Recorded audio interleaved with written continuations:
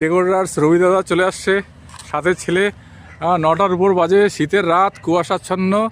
ঠিক আছে, আমাদের কাবাখালীর মাঠ দাদারা সবাই এই যে এত কষ্টের মধ্যে শীতের মধ্যে কাজ চালিয়ে যাচ্ছে।